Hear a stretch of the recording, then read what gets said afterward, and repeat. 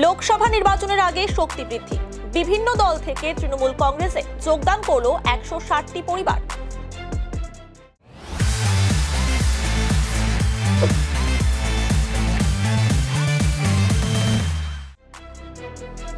মঙ্গলবার রাজগঞ্জ ব্লকের সন্ন্যাসীকাটা গ্রাম পঞ্চায়েতের লাল স্কুল বালাবাড়ি এলাকায় যোগদান সভা ও পথসভা করা হয়।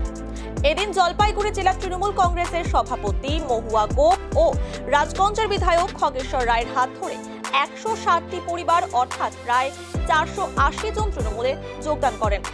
এদিন যোগদানের সভায় উপস্থিত ছিলেন রাজগঞ্জ ব্লক তৃণমূল কংগ্রেসের সভাপতি অরিন্দম ব্যানার্জি, রাজগঞ্জ ব্লক যুব তৃণমূল কংগ্রেসের সভাপতি তুষার দত্ত, সন্ন্যাসীকাটা অঞ্চল সভাপতি রৌশন হাবিব, গ্রাম পঞ্চায়েতের প্রধান রুবা খানুম, রণবীর মজুমদার, সুনীল সরকার সহ অন্যান্যরা।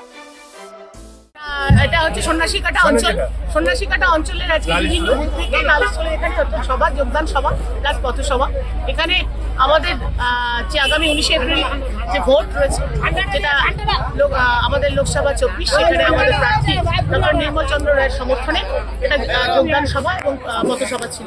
সেখানে এই অঞ্চলের বিভিন্ন বুথ থেকে সিপিএম এবং কংগ্রেস রাজনৈতিক দল থেকে আমাদের দলে আজকে 480 জন যারা কন্টেস্ট করেছিল পঞ্চায়েতে সিপিএম হয়ে এবং কংগ্রেসের থেকে, তারা সহ তাদের মানে বিভিন্ন পরিবারকে নিয়ে তারা আমাদের দলে যোগদান। লোকসভা এবার 2024-এর লোকসভা, যেটা 19 যে লোকসভার পরিসংখ্যান, 21-এর যে বিধানসভার পরিসংখ্যান, সেটাকে সবটাকে ছাপিয়ে গেছে। সেই পরিসংখ্যানের সাথে এই রাজনৈতিক প্রেক্ষাপট বদলে গেছে।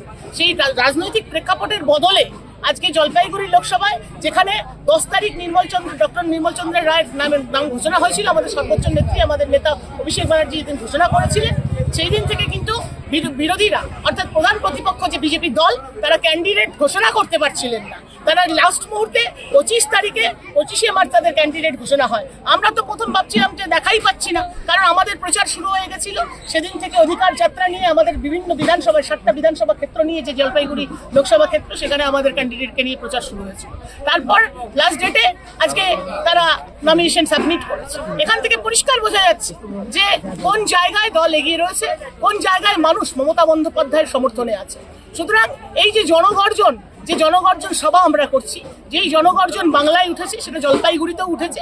5 বছর যাকে দেখা যায়নি, এলাকার যা কোনো উন্নয়নের টাকা যে খরচা করেনি, যারা তাদের উন্নয়ন তো দূর কথা, তাকে দেখা যায়নি, মানুষ তাকে চেনে না। বিভিন্ন ভিডিওতে আপনারাই দেখতে পাচ্ছেন যে জয়ন্ত রায়ের নাম কোথায় বলছে খগেশ্বর রায় এমপি। তার মানে খগেশ্বর রায় বিধায়ক হিসেবে যতটা জলপাইগুড়িতে যতটা পরিচিত মুখ বা কাজের জন্য তার যে জনপ্রিয়তা রয়েছে, সেখানে একটা এমপির নাম পর্যন্ত মানুষ ঠিকমতো বলতে পারছে না। তাহলে তার উন্নয়নটা কোথায় গেছে? আর 5 বছর ধরে যাকে মানুষ দেখতে পায়নি, যে নির্বাচিত হয়েছে বিজেপি দল থেকে, আর যে বিজেপির কেন্দ্রের সরকার প্রার্থী ডক্টর নির্মল চন্দ্র রায় জিতবেন, মমতা বন্দ্যোপাধ্যায়ের উন্নয়নকে সামনে রেখে সাধারণ মানুষের এই নির্বাচন আমরা আমাদের দল নিশ্চিত হচ্ছে।